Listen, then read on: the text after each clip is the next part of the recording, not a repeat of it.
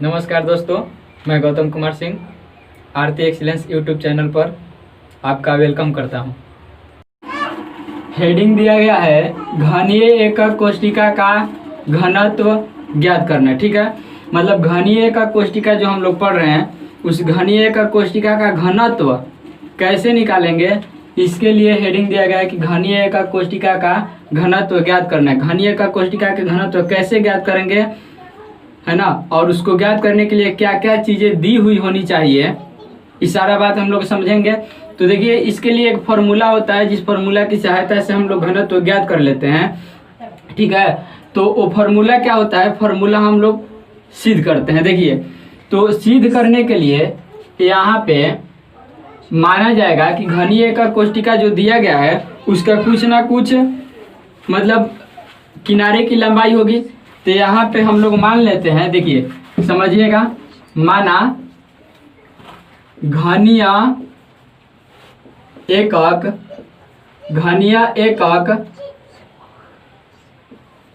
कोष्ठिका के किनारे की लंबाई, घनीय एकक कोष्ठिका के किनारे की जो लंबाई है उसको हम लोग ए पिकोमीटर, पीएम मतलब क्या, पिकोमीटर, ए पीएम, पीएम मतलब पिकोमीटर। ठीक है, पिकोमीटर में हम लोग इसलिए मानने का तो हम लोग सेंटीमीटर में भी मान सकते थे, मीटर में भी मान सकते थे, लेकिन पिकोमीटर मानने का कारण ये है कि जो भी आपको न्यूमेरिकल्स दिए होंगे, जो भी आपको क्वेश्चन दिए होंगे, उस क्वेश्चन में उस घनीय एकक कोष्ठिका के किनारे की जो लंबाई होगी वह पिकोमीटर में दी हुई होगी। ठीक है, तो पिकोमीटर में जब दी हुई होगी इसलिए हमने क्या माना, घनीय एकक कोष्ठिका के जो किनारे की जो लंबाई है उसको पिकोमीटर में माना, इसलिए कि जो क्वेश्चन में आपको मिलेंगे वह पिकोमीटर में ही मिलेगा। तो इसी को मान करके हम लोग फार्मूला डिराइव करेंगे ताकि उस फार्मूला पर डायरेक्ट मान भर के हम लोग आंसर ला पाएंगे। तो देखिए, ये जो पिकोमीटर में दी गई है इसको यदि हम लोग सेंटीमीटर में बदलना चाहें तो सेंटीमीटर में बदलने के लिए देखिए होता क्या है कि 10 के पावर -10 से गुना कर दिया जाता है। ठीक है, पिकोमीटर में जो लंबाई दी गई है इस लंबाई को यदि सेंटीमीटर में चेंज करना चाहें तो 10 के पावर -10 से क्या कर देंगे, गुना कर देंगे, और जैसे ही गुना करेंगे ना ये सेंटीमीटर में हो जाएगा। क्यों ऐसा होगा तो समझिए, 1 सेंटीमीटर बराबर होता है 10 के पावर -10 पिकोमीटर। ठीक है, तो 10 के पावर -10 पिकोमीटर बराबर 1 सेंटीमीटर होता है। ठीक है, तो इतना पिकोमीटर बराबर कितना सेंटीमीटर, तो गुना कर देंगे। ठीक है ना, ये बात जो है ना फर्स्ट ईयर में आपको लिखवाया गया था, पिकोमीटर को सेंटीमीटर में बदलना है, नैनोमीटर को सेंटीमीटर में बदलना है, माइक्रोमीटर को बदलना है, सारी बातें लिखी गई थी। ठीक है, अब देखिए, अब हमें निकालना है घनत्व। तो घनत्व निकालने के लिए दो चीजें होनी चाहिए, द्रव्यमान होना चाहिए और क्या होना चाहिए, आयतन होना चाहिए। ठीक है, घनत्व का फॉर्मूला होता है घनत्व बराबर होता है क्या, द्रव्यमान बटा आयतन। तो हमें आयतन भी पता होनी चाहिए, किसकी आयतन, तो घनीय एकक कोष्ठिका की आयतन पता होनी चाहिए। क्या है कि घनीय एकक कोष्ठिका के घनत्व हमें ज्ञात करना है तो हमें घनीय एकक कोष्ठिका के द्रव्यमान भी चाहिए और घनीय एकक कोष्ठिका का घनत्व भी आयतन भी चाहिए, तब जाकर के हम लोग घनत्व निकाल सकते हैं। सोचिए, घनीय एकक कोष्ठिका का घनत्व निकालना है तो द्रव्यमान भी चाहिए, लेकिन किसका, घनीय एकक कोष्ठिका का, आयतन भी चाहिए किसका, घनीय एकक कोष्ठिका का। तो यहाँ पे हमारे पास किनारे की लंबाई है। ठीक है, तो किनारे की लंबाई जब दी गई है तो हम लोग आयतन तो निकाल सकते हैं। तो यहाँ पे लिख सकते हैं कि चूंकि घनीय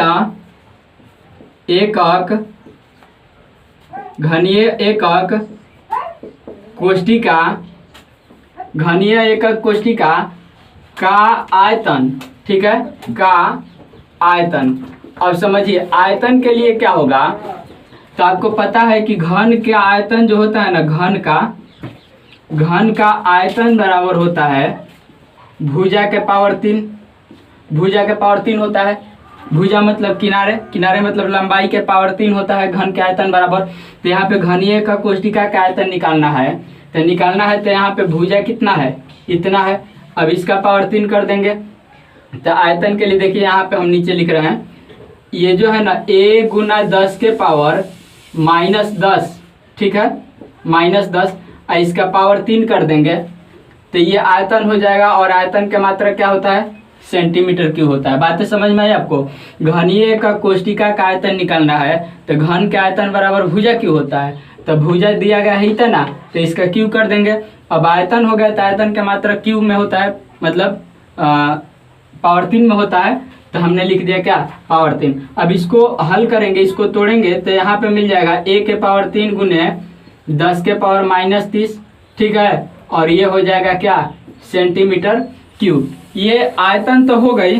अब हमें चाहिए क्या, अब हमें चाहिए द्रव्यमान, ठीक है।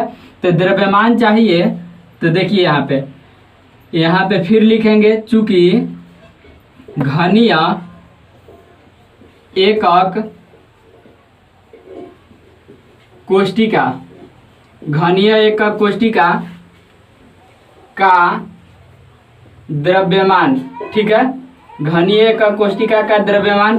तो घनीय एकक कोष्टिका के द्रव्यमान निकालने के लिए हम करेंगे क्या कि एक परमाणु के द्रव्यमान निकाल लेंगे, ठीक है। एक परमाणु का द्रव्यमान, देखिए घनीय एकक कोष्टिका का द्रव्यमान निकालने के लिए एक परमाणु का द्रव्यमान, एक परमाणु का द्रव्यमान आगुने परमाणुओं की संख्या। समझिए, अब घनीय एकक कोष्टिका जो है उसमें कितने परमाणु हैं, तो यदि मान लिया जाए कि एगो परमाणु के द्रव्यमान हमें पता हो जाए कि एगो परमाणु के द्रव्यमान मान लीजिए कि 25 ग्राम है, ठीक है, एगो परमाणु के द्रव्यमान 25 ग्राम है। ऐसे ऐसे 4 परमाणु होंगे उसमें, तो 25 गुने 4 कर देंगे ना। यदि एक परमाणु के द्रव्यमान मान लीजिए कि 25 ग्राम है, अब परमाणुओं की संख्या यदि 4 है तो 25 में 4 से गुना कर देंगे, आ जाएगा 100 ग्राम द्रव्यमान। आई बात समझ में। मतलब घनीय एकक कोष्टिका का द्रव्यमान निकालने के लिए हमें 2 चीज़ों की आवश्यकता है कि एक परमाणु का द्रव्यमान कितना है और उस घनीय एकक कोष्टिका में परमाणुओं की संख्या कितनी है, ठीक है। एक परमाणु का द्रव्यमान कितना है और उस घनीय एकक कोष्टिका में परमाणुओं की संख्या कितनी है। तो एगो परमाणु के द्रव्यमान यदि पता है और ये पता है कि कितने परमाणु हैं उसमें, तो दोनों के गुणा कर देंगे, हो जाएगा आंसर। अब देखिए, अब एक परमाणु के द्रव्यमान पता करने के लिए, ठीक है, एक परमाणु के द्रव्यमान पता करने के लिए होता है परमाणु द्रव्यमान, फार्मूला एक होता है जो कि फर्स्ट ईयर में लिखवाया गया था आपको, और फर्स्ट ईयर में इस फार्मूला पे बहुत सारे न्यूमेरिकल भी बने थे। और जो इनऑर्गेनिक का असाइनमेंट आपको मिला है, इनऑर्गेनिक का असाइनमेंट क्लास में मिला है या पीडीएफ आपको मिला होगा, तो उस पीडीएफ में भी देखिएगा तो ये फार्मूला लिखा गया है कि एक परमाणु का द्रव्यमान, एक परमाणु के द्रव्यमान निकालने के लिए क्या होता है, तो परमाणु द्रव्यमान बटा में 6.02 गुने 10 के पावर 23, ठीक है। एक परमाणु के द्रव्यमान बराबर होता है, एक परमाणु के द्रव्यमान बराबर होता है परमाणु द्रव्यमान बटा में 6.02 गुने 10 के पावर 23। अब देखिए यहाँ पे गुणा के चिन्ह है तो गुणा के चिन्ह देंगे। परमाणुओं की संख्या जो है ना, तो परमाणुओं की संख्या के लिए यहाँ पे इसको जो कहते हैं हम लोग लिख देंगे क्या, परमाणुओं की संख्या, है ना, परमाणुओं की संख्या लिख देंगे। ये आपको समझ में आया कि घनीय एकक कोष्टिका के द्रव्यमान निकालने के लिए एक परमाणु के द्रव्यमान पता होना चाहिए और टोटल परमाणु की संख्या पता होना चाहिए। अब एक परमाणु के द्रव्यमान पता करने के लिए फार्मूला लगाना पड़ेगा, परमाणु द्रव्यमान बटा 6.02 गुने 10 के पावर 23। अब करना ये है, ध्यान से आप देखिएगा, बस अब हो रहा है, परमाणु द्रव्यमान को हम लोग m द्वारा सूचित करेंगे। जो परमाणु द्रव्यमान होगा उसको कैपिटल M द्वारा सूचित कर देंगे। m का पूरा मतलब होता है, m मतलब होता है मास, मास मतलब होता है द्रव्यमान। और ये जो आपको दिख रहा है ना 6.02 गुने 10 के पावर 23, इसको बोलते हैं हम लोग एवोगाड्रो नंबर, एवोगाड्रो संख्या। तो इसको हम लोग लिख देंगे Na मतलब नंबर ऑफ एवोगाड्रो, मतलब एवोगाड्रो संख्या, और गुना परमाणुओं की संख्या को डिनोट किया जाता है कहाँ से, जेड से। तो यहाँ पे एकक कोष्टिका घनी एकक कोष्टिका का द्रव्यमान जो है m/Na, m है क्या, m मतलब मास, मास मतलब द्रव्यमान, Na मतलब नंबर ऑफ एवोगाड्रो, एवोगाड्रो की संख्या, और Z मतलब होता है परमाणुओं की संख्या। अब इसके बाद इतना लिखिए, इसके बाद आगे देखते हैं हम लोग। देखिए इतना लिखने के बाद अब हम ऊपर से थोड़ा मिटा रहे हैं, ठीक है, क्योंकि नीचे जगह है नहीं अब, तो ऊपर लिखना पड़ेगा। तो देखिए अब उसके बाद इसके बाद अब देखिए ऊपर यहाँ पे हमें तो चाहिए था क्या, हमें तो चाहिए था घनत्व ना, घनीय एकक कोष्टिका का घनत्व चाहिए था, ठीक है। और घनत्व बराबर फॉर्मूला होता है द्रव्यमान बटा द्रव्यमान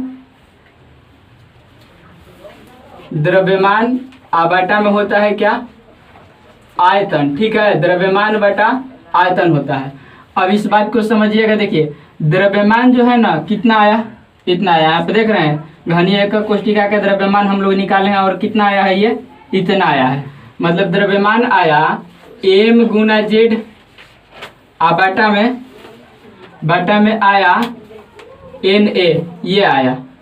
बाटा में होता है क्या, ये तो हो गया द्रव्यमान ना, ये द्रव्यमान हो गया।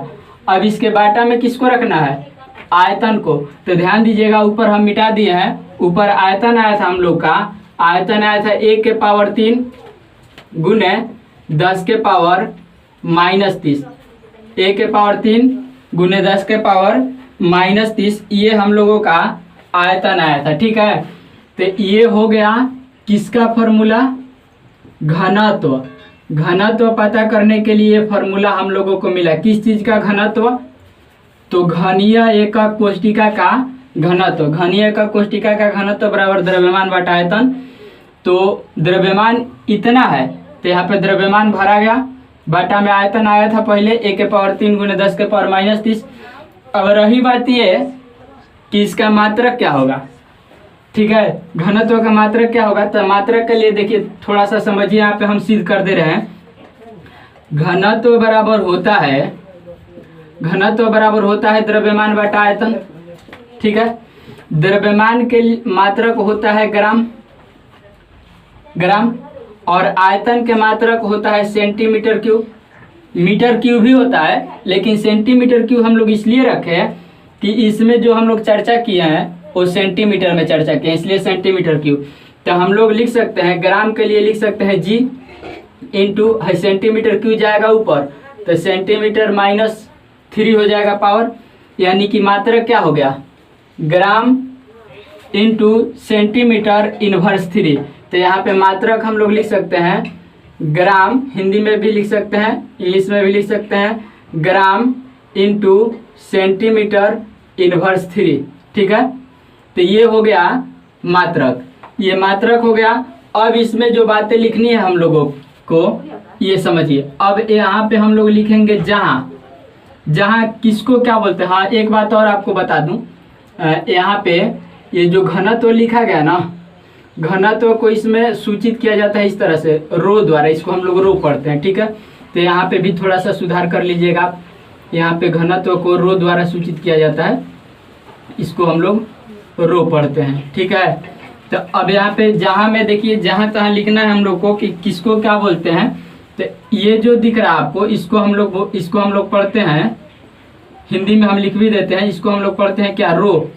और यह क्या होता है, तो यह होता है घनीय एकक कोष्टिका का घनत्व, इसको बोलते हैं घनीय एकक कोष्टिका का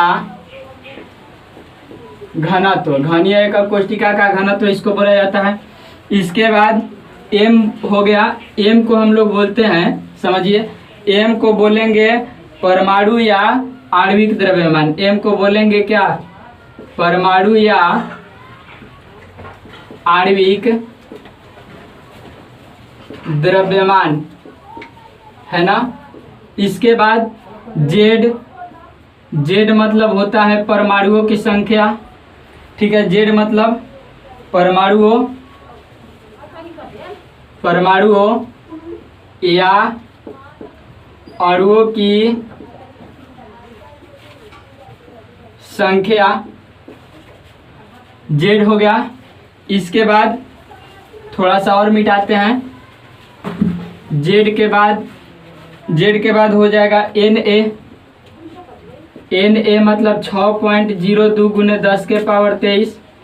इसको बोला जाता है एवोगाड्रो संख्या, इसको एवोगाड्रो संख्या बोला जाता है। इसके बाद बच गया ए, तो ए बराबर हो जाएगा घनीय एकक कोष्टिका, ए बराबर हो जाएगा घनीय एकक कोष्टिका, घनीय एकक कोष्टिका के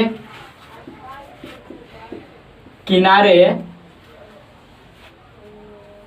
की लंबाई, घनीय एकक कोष्टिका के किनारे की लंबाई, और वो भी काम है तो पिकोमीटर में, है ना। घनीय एकक कोष्टिका के किनारे की लंबाई, और वो लंबाई किस में, पिकोमीटर में होनी चाहिए। तो इस तरीका से यहाँ पे घनत्व को ज्ञात करने के लिए एक फॉर्मूला प्राप्त हुआ। इसी फॉर्मूला का उपयोग करके न्यूमेरिकल बनाना होगा। अब आगे हेडिंग दीजिएगा प्रश्न, ठीक है। प्रश्न, पहला प्रश्न लिखा, देखिए यहाँ पे लिखे हैं CSCl, CS मतलब होता है CGM। यहाँ पे आपको लग रहा होगा कि C5 लिखा है, 5 नहीं है, ये है CSCl। CS मतलब होता है CGM और Cl मतलब होता है क्लोरीन, ठीक है। तो यहाँ पे CGM क्लोराइड लिखा गया है, जैसे NaCl इसको सोडियम क्लोराइड पढ़ते हैं, उसी तरह से CSCl इसको CGM क्लोराइड पढ़ेंगे। तो CGM क्लोराइड के बनावट को स्पष्ट करें, ठीक है। CGM क्लोराइड के बनावट को स्पष्ट करें। ये जो क्वेश्चन है बहुत इंपॉर्टेंट क्वेश्चन है, ये परीक्षा 2015 में पूछा गया था, ठीक है। CGM क्लोराइड के बनावट को स्पष्ट करें, ये जो क्वेश्चन है परीक्षा 2015 में पूछा गया था। तो सबसे पहले आप प्रश्न हेडिंग देंगे, उसके बाद ये क्वेश्चन नंबर पहला लिखेंगे, इसके बाद आंसर लिख लीजिए, और आंसर लिखने के बाद हम लोग समझेंगे। तो चलिए आंसर लिखिएगा आंसर। CSCl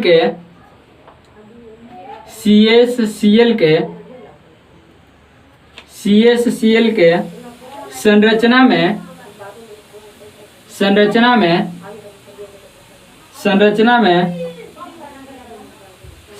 में Cl minus ion, Cl minus, यहाँ पे लिखे हैं बोर्ड पे, Cl माइनस आयन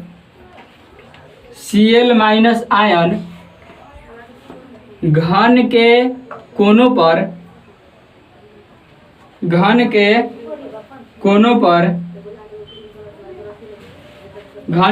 पर तथा CS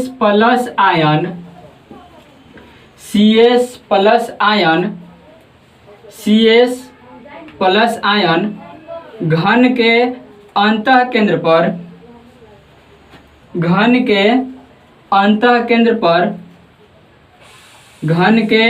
अंतः केंद्र पर उपस्थित रहते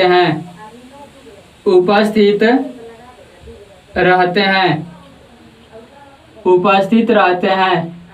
खड़ी पाई दीजिएगा और इसी में लिखिएगा पैराग्राफ चेंज करके लिखिएगा CSCl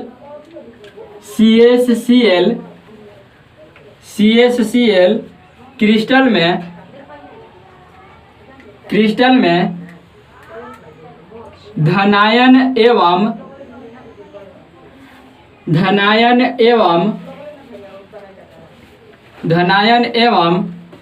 ऋणायन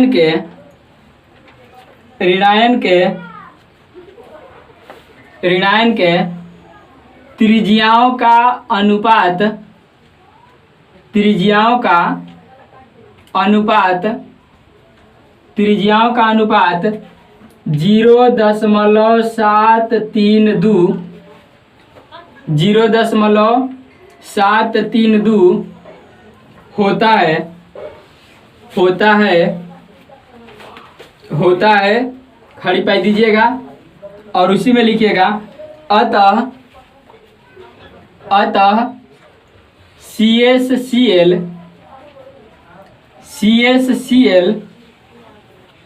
का आकार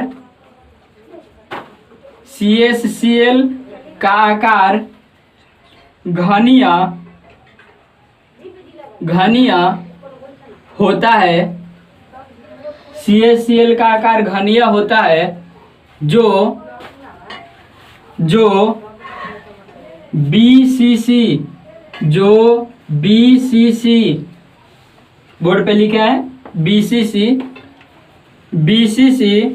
एकक कोष्ठिका के रूप में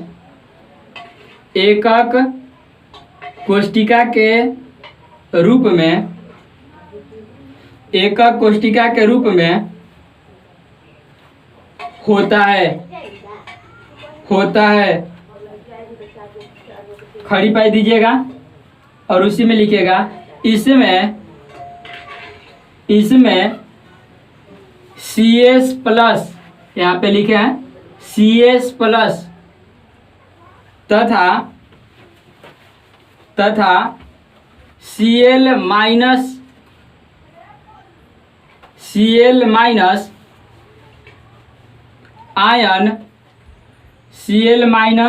आयन दोनों की उपसहसंयोजन संख्या भी दोनों की उपसहसंयोजन संख्या भी 8 होता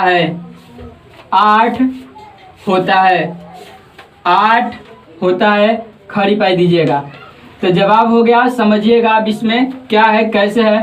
तो इसमें बोला गया कि CSCl के बनावट को स्पष्ट करना है, मतलब इसकी क्या संरचना है, कैसे बना है CSCl, है ना। तो बतलाया गया इसमें ये कि Cl माइनस आयन जो है वह क्रिस्टल में घन के कोण पर होता है। कोण मतलब कोने पर होता है।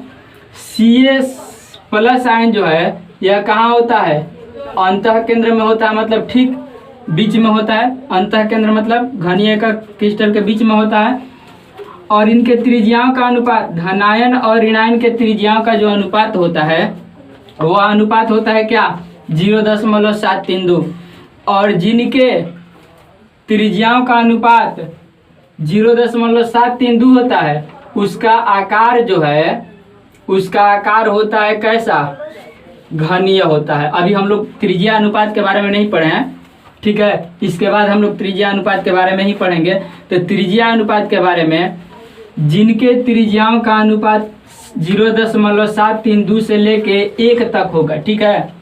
मतलब 0.732 से शुरू होगा कहाँ तक, 1 तक। इनके बीच में कोई भी होगा तो उसका आकार होगा किस तरह का, घनीय आकार होगा, घन के आकार होगा। मतलब जैसे हम लोग बोले 0.8, तो देखिए 0.7 से बड़ा है लेकिन 1 से छोटा है, तो इसका भी आकार कैसा होगा, घनीय होगा। मतलब जिन त्रिज्याओं के अनुपात, धनायन और ऋणायन के त्रिज्याओं का अनुपात यदि 0.732 से शुरू होता है 1 तक जाता है, ठीक है, तो उनका आकार होता है घनीय। इसीलिए इसमें लिखा गया है कि इनके त्रिज्या का अनुपात इतना है और इसीलिए इसका आकार लिखा गया है कि घनीय होता है, जो कि BCC संरचना के निर्माण करता है, ठीक है। और इसका उपसहसंयोजन संख्या होता है कितना, 8 होता है, ठीक है। परीक्षा में कई बार पूछा गया होगा आपको इस तरह से, Na2O में सोडियम का उपसहसंयोजन संख्या बताएं, चाहे ऑक्सीजन का उपसहसंयोजन संख्या बताएं। तो ये सारी बातें जो है ऑब्जेक्टिव क्वेश्चन, इससे कितने प्रकार के बन सकते हैं, सारे ऑब्जेक्टिव क्वेश्चन स्टडी मटेरियल में लिखा हुआ है, आपको मिल जाएगा PDF, ठीक है। तो यही बात लिखा गया, ये बात आपको समझ में आया कि CSCl में यदि पूछ दिया जाए कि CS का उपसहसंयोजन संख्या कितना होगा, तो 8 होगा। लास्ट लाइन में लिखा गया Cl का उपसहसंयोजन संख्या कितना होगा, तो भी 8 होगा, ठीक है। तो ये क्वेश्चन हो गया। इसके बाद अब क्वेश्चन नंबर दूसरा। तो क्वेश्चन नंबर दूसरा देखिए हम लिख रहे हैं। क्वेश्चन नंबर दूसरा है क्वेश्चन नंबर दूसरा हो जाएगा त्रिज्या अनुपात से क्या समझते हैं। त्रिज्या अनुपात, ठीक है, त्रिज्या अनुपात, त्रिज्या अनुपात से, त्रिज्या अनुपात से क्या समझते हैं। त्रिज्या अनुपात से क्या समझते हैं, क्वेश्चन लिखिए क्वेश्चन नंबर 2, इसके बाद ये आंसर। तो समझिए त्रिज्या अनुपात क्या है। यही त्रिज्या अनुपात जो अभी बोला गया ना कि त्रिज्याओं के अनुपात 0.732 मतलब धनायन और ऋणायन के त्रिज्याओं का जो अनुपात होता है, ठीक है ना, धनायन और ऋणायन के त्रिज्याओं के जो अनुपात होता है उसी को कहा जाता है क्या, त्रिज्या अनुपात। जैसे अभी आपको बतलाया गया पीछे वाला क्वेश्चन में कि CSCl जो है इसमें CS प्लस, ठीक है, और इसकी त्रिज्या आबाटा में Cl माइनस की त्रिज्या का अनुपात, तो इसका अनुपात आता है कितना, 0.732। अभी क्वेश्चन में बोला गया, अभी पीछे क्वेश्चन के आंसर में लिखा गया कि CSCl में धनायन के त्रिज्या और ऋणायन के त्रिज्या का अनुपात इतना होता है, ठीक है। तो इसी को बोला जाता है क्या, इसी को बोला जाता है त्रिज्या अनुपात। कहने का मतलब कि किसी क्रिस्टल में उपस्थित धनायन के त्रिज्या और ऋणायन के त्रिज्या के अनुपात को कहा जाता है त्रिज्या अनुपात, ठीक है। किसी क्रिस्टल में उपस्थित धनायन के त्रिज्या और ऋणायन के त्रिज्या के अनुपात को कहा जाता है क्या, त्रिज्या अनुपात, ठीक है। और त्रिज्या अनुपात से किस चीज़ की जानकारी मिलती है, तो त्रिज्या अनुपात से दो चीज़ों की जानकारी मिलती है। त्रिज्या अनुपात से दो चीज़ों की जानकारी मिलती है। पहला जानकारी ये मिलता है कि उसका बनावट कैसा होगा, उसका आकार कैसा होगा। जैसे कि यहाँ पे त्रिज्या अनुपात ये मिला तो इससे पता चला कि इसका आकार क्या होगा, घनीय होगा, ठीक है। इसका आकार कैसा होगा, घनीय होगा। और दूसर का जो है ना उपसह संयोजन संख्या के बारे में पता चलता है, उपसह संयोजन संख्या। तो इसके बारे में लिखा गया था कि उपसह संयोजन संख्या कितना होता है, 8 होता है, ठीक है। लिखा गया था ना CSCl वाला में उपसह संयोजन संख्या 8 होता है। तो त्रिज्या अनुपात के अकॉर्डिंग, त्रिज्या अनुपात के अनुसार दो चीज़ों के बारे में पता लगाया जा सकता है। पहला चीज कि उसका आकार कैसा होगा, घनीय होगा, त्रिभुजाकार होगा, चतुष्फलकीय होगा, रैखिक होगा, कैसा होगा। और दूसरा बात कि उसका उपसह संयोजन संख्या कितना होगा, ये बात पता लगाया जा सकता है। और त्रिज्या अनुपात कहते किसे हैं, तो ये बात भी आपको समझ में आ गया होगा कि किसी क्रिस्टल में उपस्थित धनायन और ऋणायन के त्रिज्याओं के अनुपात को कहा जाता है त्रिज्या अनुपात। तो क्वेश्चन लिख लिए हैं आप, आंसर लिखिए, लिखिए आंसर बोल रहे हैं, लिखिए। किसी आयनिक क्रिस्टलीय ठोस में, किसी आयनिक क्रिस्टलीय ठोस में, किसी आयनिक क्रिस्टलीय ठोस में, किसी आयनिक क्रिस्टलीय ठोस में, किसी आयनिक क्रिस्टलीय ठोस में धनायन की त्रिज्या एवं धनायन की त्रिज्या एवं धनायन की त्रिज्या एवं ऋणायन की ऋणायन की ऋणायन की त्रिज्या के त्रिज्या के त्रिज्या के अनुपात को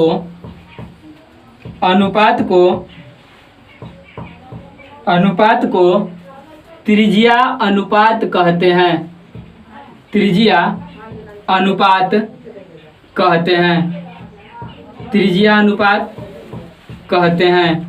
खड़ी पाई दीजिएगा और उसी में लिखिएगा इस त्रिज्या अनुपात से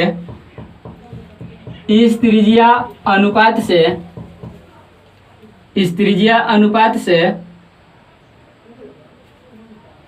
क्रिस्टल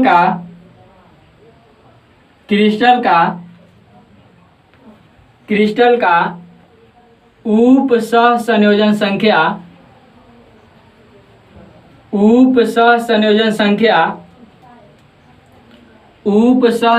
संख्या एवं आकार का आकार की जानकारी प्राप्त होता है।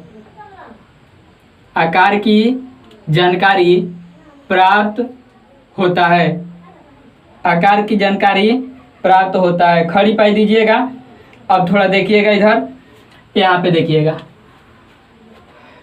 अब यहाँ पे एक हम डब्बा बनाते हैं इस तरह से, आपको भी बनाना होगा। इसमें कुछ बातें लिखनी है, उसको समझनी भी है। यहाँ पे देखिए, यहाँ पे हम लिख रहे हैं त्रिज्या अनुपात।